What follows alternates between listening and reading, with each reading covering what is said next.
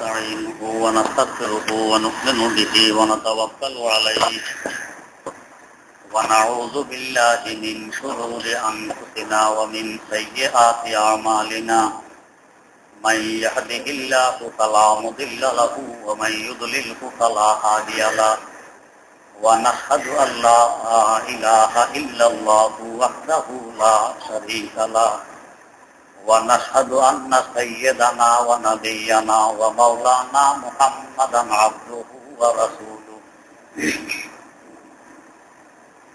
أرسله بالحق بشيرا ونذيرا وداعيا إلى الله بإذنه وسراجا منيرا صلى الله تعالى عليه وعلى آله وأصحابه وسلم تسليما كثيرا كثيرا أما بعد فأعوذ بالله من الشيطان الرجيم بسم الله الرحمن الرحيم يا قوم ادخلوا الأرض المقدسة التي كتب الله لكم ولا ترتدوا على أدباركم فتنقلبوا خاسرين قالوا يا موسى إن فيها قوما جبارين وإنا لن ندخلها حتى يخرجوا منها فإن يخرجوا منها فإنا داخلون قال رجلان من الذين يخافون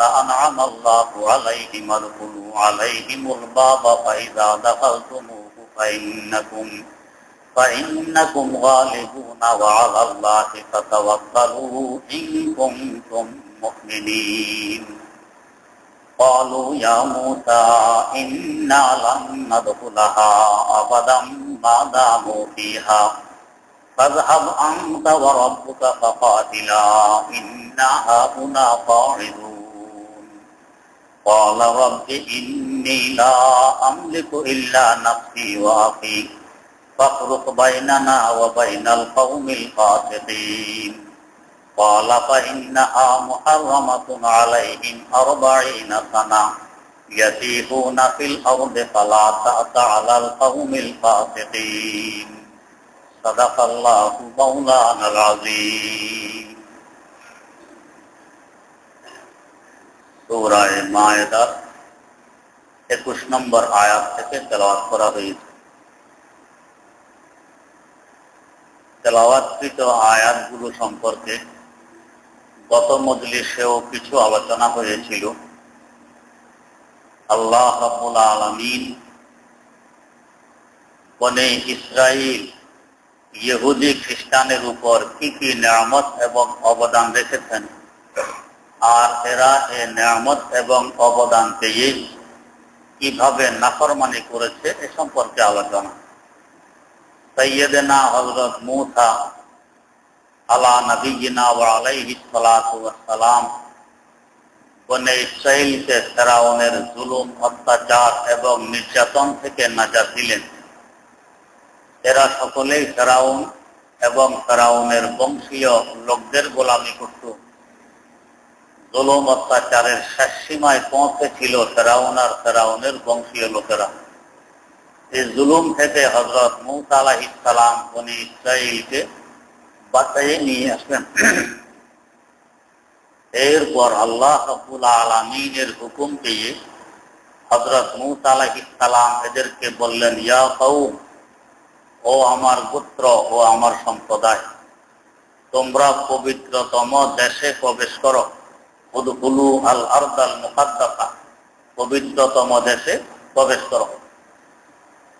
প্রবেশ করতে গেলে এখন যারা ওই দেশে বসবাস করতেছে তাদের সাথে সংঘর্ষ হবে, যুদ্ধ হবে।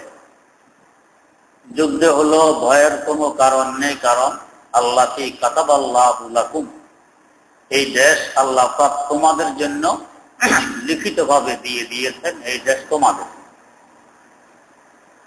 ওয়ালা তারতাদ্দু আলা আদবারিকুম ফাতানকালিবু খাসিরিন, খবরদার পিছে হটবে না, ভাগবে না। যদি ভাগো তাহলে কিন্তু ক্ষতিগ্রস্ত হবে। এরা বলল, ও মূসা, ওই দেশে তো বড় শক্তিশালী প্রতাপশালী সম্প্রদায় বসবাস করে, আমরা কখনো ওইখানে ঢুকবো না, ওই দেশে প্রবেশ করবে না। যে পর্যন্ত ওদেরকে তুমি বের করে না দাও। ওদেরকে তুমি বের করে দিলে এরপর আমরা ওই শহরে ঢুকবো, এর আগে ঢুকবো না। তবে এদের মধ্য থেকে দুজন মানুষ বললেন, যে দুজন আল্লাহ রাব্বুল আলামিনকে ভয় করেন, আল্লাহ পাকের ভয় এই দুজনের অন্তরে আছে এবং এই দুজনের উপর আল্লাহ পাকের যথেষ্ট অবদান এবং এনামও আছে। এরা বললেন যে দেখো, শহরের ভিতরে ওই দেশে যতই কথাশালী শক্তিশালী সম্প্রদায় বসবাস করুক না কেন, যখন আল্লাহ পাকের হুকুম চলো আমরা সকলে ঢুকে পড়ি, উদখুলু আলাইহিমুল বাব, তোমরা অন্তত ওই শহরের গেট পর্যন্ত আসো, গেট পর্যন্ত ঢুকো। গেট পর্যন্ত ঢুকলেই দেখবে যে তোমরা জয়ী হয়ে গেছো, ওরা শহর ছেড়ে ভেগে গেছে, তোমরা জয়ী হয়ে গেছো। আর সবসময় ভরসা রাখতে হয় আল্লাহ পাকের উপর, যদি তোমরা মুমিন হও। এরা বলল, হো মুসা, আমরা কখনো ওই শহরে ঢুকবো না যে পর্যন্ত ওই লোকগুলো শহরে থাকবে। অতএব আপনি এবং আপনার খোদা ওদের সাথে গিয়ে যুদ্ধ করুন, আমরা এখানেই বসে আছি, সামনে আমরা মতো যাব না। মূসা আলাইহিস সালাম নিরাশ হয়ে আল্লাহ রাব্বুল আলামিনের কাছে ফরিয়াদ করলেন যে আল্লাহ, ইন্নী লা আমলিকু ইল্লা নাফসি ওয়া আখি, আল্লাহ আমি শুধু আমার ব্যাপারে আর আমার ভাই হারুনের ব্যাপারে তো নিশ্চিত যে আমরা তোমার কথাবার্তা শুনব, কিন্তু এই যে বেহামদাম কওম বনে ইসরাইল তথা ইহুদি খ্রিস্টান, এদের ব্যাপারে এখন আর আমার কাবু রয়নি, এরা আমার কাবুর বাইরে। অতএব ফাফরুক বাইনানা ওয়া বাইনাল কওমিল ফাসিকিন, এই ফাসিক নাফরমান সম্প্রদায় আর আমাদের মধ্যে একটা সিদ্ধান্ত আপনি করে দেন। ক্বালা ফাইন্নাহা মুহাররামাতুন আলাইহিম 40 সানা, আল্লাহ পাক সিদ্ধান্ত দিলেন, যখন এরা ওই পবিত্রতম দেশে ঢুকতে রাজি হলো না, তো ঠিক আছে, 40 বছর পর্যন্ত ওই পবিত্রতম দেশ তাদের জন্য হারাম করে দিলাম, এরা এই দেশে আর ঢুকতে পারবে না। ওই দেশে ঢুকতে না পারলে থাকবে কোথায়? ইয়াতিহুনা ফিল আরদ, এরা জমিনের মধ্যে ঘুরতে থাকবে, গন্তব্য ছাড়া, অজানা অচেনা জায়গার উদ্দেশ্যেই ঘুরতে থাকবে, কোন দেশে পৌঁছতে পারবে না। আল্লাহ তাআলা আলাল কওমিল ফাসিকিন, অতএব এই ফাসিক ফুজ্জার আর এই নাফরমান গোত্রের ব্যাপারে আপনি বেশি আফসোস করবেন না, পরিতাপ করবেন না, এটা এদের শাস্তি হবে। এই তো গেল আয়াতগুলোর অনুবাদ।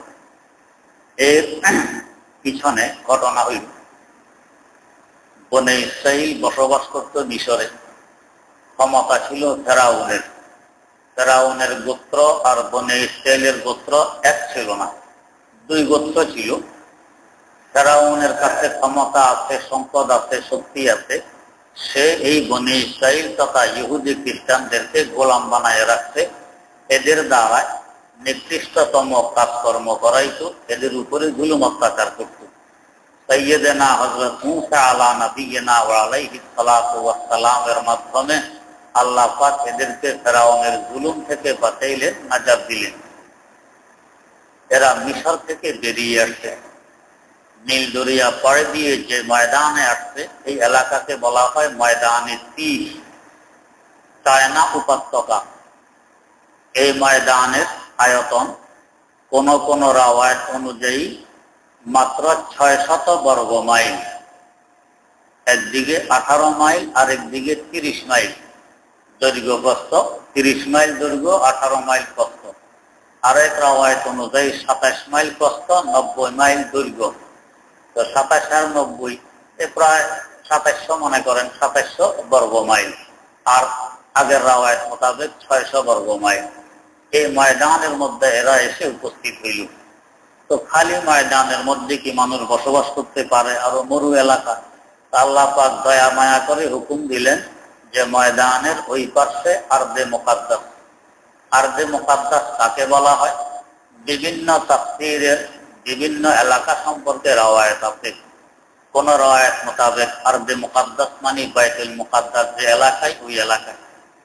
কোন রাওয়ায়াত মোতাবেক আরদে মুকাদ্দাস মানে জর্ডান, কোন রাওয়ায়াত মোতাবেক আরদে মুকাদ্দাস মানে ফিলিস্তিন, কোন রাওয়ায়াত মোতাবেক আরদে মুকাদ্দাস মানে শহরে আরিহা।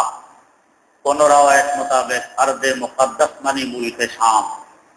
এই বিভিন্ন রাওয়ায়াতগুলোর মধ্যে আসলে কোনো বিরোধ নেই, কারণ যে রাওয়ায়াতে মুলকে শাম তথা সিরিয়ার কথা উল্লেখ আছে, মুলকে শামের আয়তন ওই সময় এই জর্ডান, বাইতুল মুকাদ্দাস, আরিহা, লেবানন এই সব এলাকাকে একসাথ করে মুলকে শাম বলা হয়েছে।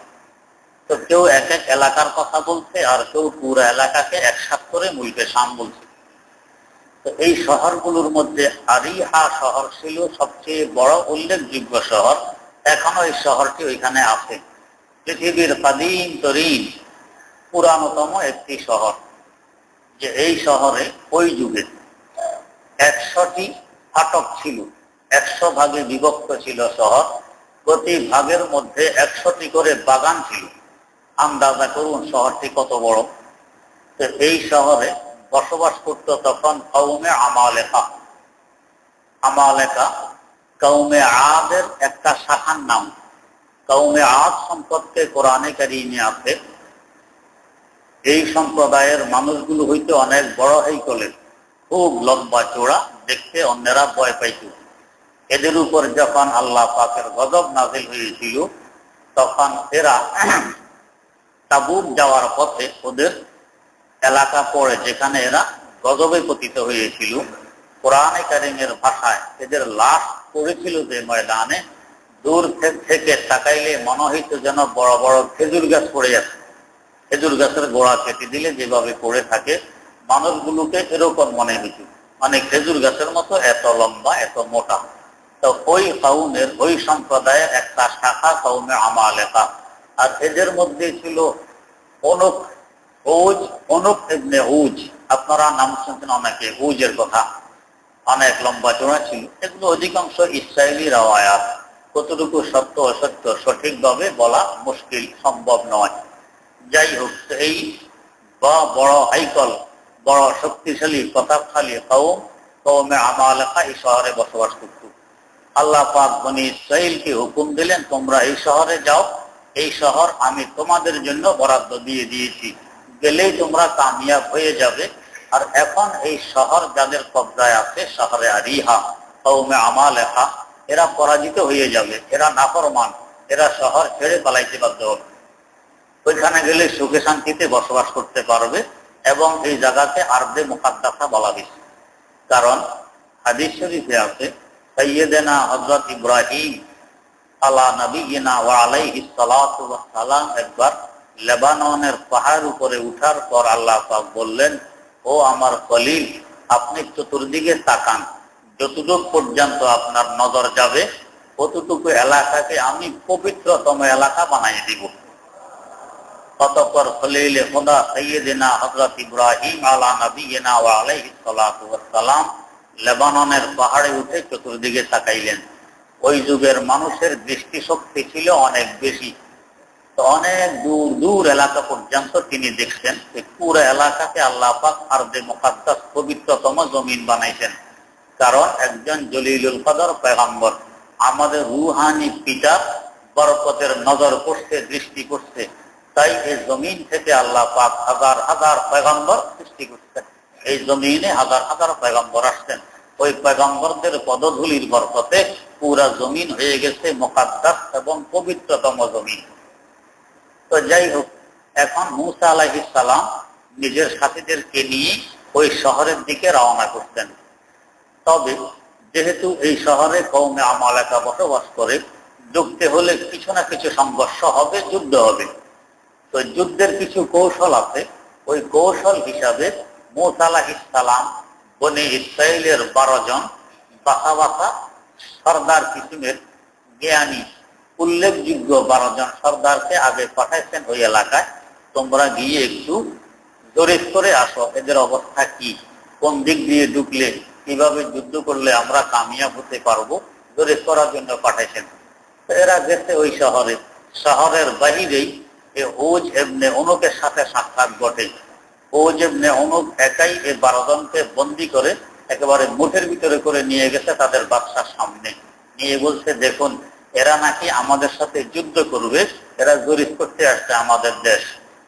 তো বাদশা পরামর্শ চাইলেন এদেরকে কি করা যায়। কেউ পরামর্শ দিল হত্যা করা হোক, কেউ বলল বন্দি করে রাখা হোক, কেউ বলল ছেড়ে দেয়া হোক। ওই ছেড়ে দেওয়ার পিছনে যুক্তি কি? এরা যুক্তি দাঁড় করাইল যে এরা যদি এখানে হত্যা হয়ে যায় তো পিছনে যে এদের সম্প্রদায় রয়ে গেছে বনে ইসরাইল, ওরা তো এসে আমাদের সাথে যুদ্ধ করবে। জয়ী হওয়া পরাজিত হওয়া পরের কথা, যুদ্ধ তো ভালো কাজ নয়, উভয়জনের অনেক ক্ষয়ক্ষতি হয় আর দেশের তো অবস্থা শেষ হয়ে যায়। এই জন্য এদেরকে যদি ছেড়ে দেওয়া হয়, এরা গিয়ে তাদের সম্প্রদায়কে বলবে যে আরে বাপ রে বাপ, একজন মানুষ আমাদের 12 জনকে মুঠের ভিতরে করে নিয়ে আসছে বাচ্চার সামনে, এদের সাথে কি যুদ্ধ করা সম্ভব? আমাদের শক্তি, আমাদের বল, আমাদের অবস্থা সব এদের সম্প্রদায়ের কাছে গিয়ে তুলে ধরতে পারবে। ওরা ভয়ে আর আমাদের এদিকে আগাবে না, তাই এদেরকে ছেড়ে দেওয়া হোক। এই 12 জনকে ছেড়ে দেওয়া হয়। এরা যখন ফিরে মূসা আলাইহিস সালামের কাছে আসছে, মূসা আলাইহিস সালাম এদের থেকে বনি আমালেকার অবস্থা শুনে বললেন যে দেখো, এই অবস্থা কিন্তু আমার কওমকে, আমার সম্প্রদায়কে মোটেও জানাবে না, জানালে এরা আর এদিকে পা দিবে না। যা দেখছো শুনছো নিজের ভিতরে রাখো, কাউকে বলবে না, এটা রহস্য তোমাদের ভিতরে থেকে যাবে। কিন্তু মাশাআল্লাহ, বনি ইসরাইল তো বনি ইসরাইল, এই দুনিয়ার যত ফ্যাসেদ আর বেকার সম্প্রদায় আছে একমাত্র এরা আছে। এখনো সারা দুনিয়াকে আগুনের ভিতরে ডুবাইয়া রাখছে এই বনি ইসরাইল জাতি। যাই হোক, 10 জনে সুপে সুপে নিজেদের আত্মীয় স্বজনের কাছে সব বলে দিছে। আর 2 জন বাদ আছে, একজন হযরত ইউসা ইবনে নুন আর আরেকজনের নাম ভুলে গেছি। যাই হোক, এই 2 জন কারো কাছে কিছু বলেনি, আর বাকি 10 জনে বলে দিছে। তো 10 জনে বলে দিলে এটা বস এক কান থেকে আরেক কান, এক কান থেকে আরেক কান, সকলের কানে পৌঁছে গেছে। এখন এরা কয় মূসা, যে অবস্থা শুনছি এর দরকার নেই, আমরা এখানে আছি, যুদ্ধ করতে হইলে তুমি আর তোমার খোদাই সেখানে যাইয়া যুদ্ধ করো, আমরা এখানে আছি। তো যে যে ধরনের কথাবার্তা বলে আল্লাহ পাক তাকে ওই ধরনেরই শাস্তি দেন, তার উপরে গজব আসলে ওই ধরনেরই গজব আসে। এরা যখন এই কথাই বলছে, মূসা আলাইহিস সালাম কত বুঝাইলেন, এরা বুঝলো না। আল্লাহ পাক শাস্তি দিলেন, যখন এখানেই বসার কথা কইছো 40 বছর এখানেই থাকবা, ওই শহরও যেতে পারবা না, নিজের দেশ মিশরও ঢুকতে পারবা না, এই 40 বছর বসো, যখন বসতে চাইছো তো বসো, বসতে দিলাম। 40 বছর এখানে এরা রইল। তাই আল্লাহ রাব্বুল আলামিন বলতেছেন ক্বালা ফাইন্নাহা মুহাররামাতুন আলাইহিম, ওই পবিত্রতম দেশ তোমাদের জন্য হারাম করে দেয়া হইল। কতদিন? 40 সানা, 40 বছরের জন্য। আর ওই দেশে ঢুকতে পারবে না। কি করবা? ইয়াতিহুনা ফিল আরদ, এই জমিনের মধ্যে বেদিশের মতো ঘুরতে থাকবা, বেদিশের মতো ঘুরতে থাকবা। আগের যুগে এই হাট বসতো সপ্তাহে 1 দিন কিংবা 2 দিন, 3 মাইল 4 মাইল 5 মাইল 10 মাইল দূরে হাট হইত। তো গাড়ি ঘোড়াও তো ছিল না, মানুষ পায়ে হেঁটে ওই হাট বাজারে যাইত। রাত্রে বাড়ি ফিরত, ফিরার সময় অনেক সময় দিয়া বুতে খাইত, বুতে বুতে খাইয়া, বুতে খাইলে কিন্তু যারা খাইতে হেঁটে আর হয় না যে আমাকে বুতে খাইছে। এই বেচারা তো দেখে হাঁটা কি গতিতে হইতেছে, বাড়ির দিকে আসতেছে খুব দ্রুত গতিতে, আর আজকে হাঁটতেও কোনো কষ্ট মষ্ট লাগে না, বড় ফুর্তির সাথে হাঁটতেছে। হাঁটতে হাঁটতে হঠাৎ দেখে ফজরের আজান শোনা যায়। তো মুয়াজ্জিন বোধহয় বেদিস হয়েছে, এই সন্ধ্যা রাত্রে আজান দিতেছে, আসলে বেদিস নিজে হয়েছে, দিয়া বুতে ভাইয়া বেদিস করছে। এখন একটু পরে দেখে সূর্য উঠতেছে, কি ব্যাপার, এত সকাল সূর্য উঠল। সূর্য উঠার পরে যখন দিশ আসছে, দেখে নিজের বাড়ি থেকে উল্টা দিকে 10 মাইল আসছে, দিয়া বুতে ভাই। তো এইভাবে মূসা আলাইহিস সালামের সম্প্রদায় এখন দিয়াবুতের মতো বেদিস অবস্থায় ওই মাঠের মধ্যে, ময়দানে তিহের মধ্যে হাঁটতে থাকবে। এদের সংখ্যা ছিল এক রাওয়ায়াত মোতাবেক 6 লক্ষ।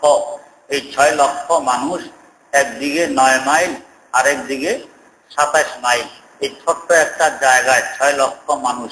এই ছোট্ট জায়গা পাড়ি দিলে মিশর শহর পাওয়া যাবে, কিন্তু প্রতিদিন সকালে মিশর খোঁজা করে হাঁটে, সারা দিন হাঁটে, মনে হয় যেন কত ফুর্তির সাথে হাঁটতেছে, অল্প সময় লাগবে মিশরে পৌঁছতে। সারা দিন হাঁটতে হাঁটতে যখন বিকাল হইত, তো দেখতো যে জায়গা থেকে হাঁটা শুরু করছে ঠিকঠাক ওই জায়গায় এসে উপস্থিত হয়েছে। ইয়াতিহুনা ফিল আরদ, তো চাইছো যখন এখানে বসে থাকবা, তো এখানেই থাকো। 40 বছর আল্লাহ পাক এদেরকে এখানে রাখলেন। এর মধ্যে সাইয়্যিদানা হযরত হারুন আলা নবিয়িনা ওয়া আলাইহিস সালাতু ওয়াস সালামের ইন্তেকাল হয়ে যায়। তিনি হযরত সাইয়্যিদানা মূসা আলা নবিয়িনা ওয়া আলাইহিস সালাতু ওয়াস সালামের বড় ভাই ছিলেন, ইন্তেকাল হয়ে গেছে। তাকে দাফন করার এক রাওয়ায়াত মোতাবেক 6 মাস, আর এক রাওয়ায়াত মোতাবেক 1 বছর পরেই সাইয়্যিদানা হযরত মূসা আলা নবিয়িনা ওয়া আলাইহিস সালাতু ওয়াস সালামেরও ইন্তেকাল ঘটে। দুই ভাইয়ের ইন্তেকালের পরে হযরত ইউসা ইবনে নুন আলা নবিয়িনা ওয়া আলাইহিস সালাতু ওয়াস সালাম পয়গম্বরের দায়িত্বপ্রাপ্ত হন। এই 40 বছরে যারা বেশি দেখাতেড়া ছিল প্রায় মারা যাইয়া সাফ হয়ে গেছে। নিউ জেনারেশন আসছে, এরা তো তাদের পূর্বপুরুষের অবস্থা দেখছে, প্রতিদিন হাঁটে, তো হাঁটতে তো বাচ্চা কাচ্চাকেও সাথে নিয়ে হাঁটে, তো কি কষ্ট এরা তো টের হয়েছে। ওই দুই পয়গম্বরের কথা না শুনা 40 বছর এই ময়দানে ঘুরছে, কোনো দেশে যাইতে পারে নাই, আর কতদিন না শুনা থাকি। ঠিক আছে, এখন অন্তত ইউসা ইবনে নুনের কথাবার্তাই শুনি। তো তার কথা শুনে এরা আবার ওই আরদে মুকাদ্দাসা, চাই জর্ডান হোক আর মুলকে শাম হোক, কিংবা বাইতুল মুকাদ্দাস হোক, কিংবা শহরে আরিহা হোক, এই কিংবা লেবানন হোক, এই শহরে গিয়ে আক্রমণ করে। আক্রমণ করার সাথে সাথে ভীত হয়ে যায় কওমে আমালেকা, এরা শহর ছেড়ে পালিয়ে যেতে বাধ্য হয়। এরা গিয়ে সেই শহর দখল করতে সক্ষম হয়, এরপর আরামে থাকা আরম্ভ করে।